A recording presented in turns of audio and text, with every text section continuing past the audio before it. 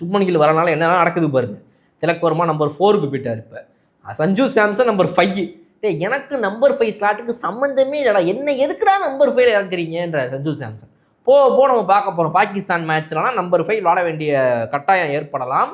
அப்போ நீ சஞ்சு சாம்சன் என்ன எப்படி விளாட போகிற அந்த சுச்சுவேஷன்லன்ற அதெல்லாம் பார்க்கும்போது இருக்குது பிசிசிஐ சரியான ஒரு அடி மக்கள்கிட்ட இருந்து. ரைட்டா?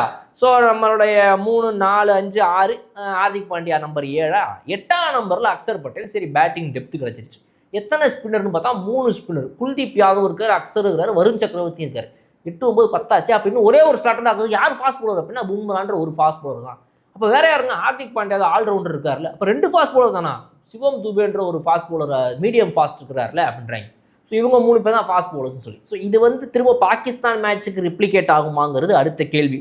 சிவம் டூபே, ஹார்திக் பாண்டியாவை தான் நீங்கள் செகண்ட் அண்ட் தேர்ட் சீமராக வச்சுக்க போறீங்களான்றலாம். ஹார்திக் பாண்டியாவே third seamer, Hardik Pandya second seamer ஆகி சிவம் தூபே தேர்ட் சீமர் ஆகிற அளவுக்கு நீங்கள் பாகிஸ்தான் அகேன்ஸ்டாக ரிஸ்க் எடுப்பீங்களா, இல்லை ஃபைனல் சொல்லிட்டு ஆட முடியுமான்ற கேள்வி இருக்குல்ல. அப்போ நீங்கள் ஒரு ஃபாஸ்ட் பவுலர் எக்ஸ்ட்ரா உள்ளே கொண்டு வரணும், ஹர்ஷ்தீப் சிங் ஆர் ஹர்ஷித் ராணா அப்படின்னா அந்த இடத்துல எந்த ஸ்பின்னரை வெளியே தூக்குவீங்க? இப்போ குல்தீப் யாதவ் சூப்பராக விளாட்டார், வருண் சக்கரவர்த்தி உங்களுடைய best spinner, Axar Patel allrounder, batting தெரிஞ்ச ஒரே ஸ்பின்னர் அவர் தான். இப்போ இதில் யாரை நீங்கள் வெளியே தூக்குவீங்க? இந்த பிரச்சனைக்கு பதில் இருக்கா?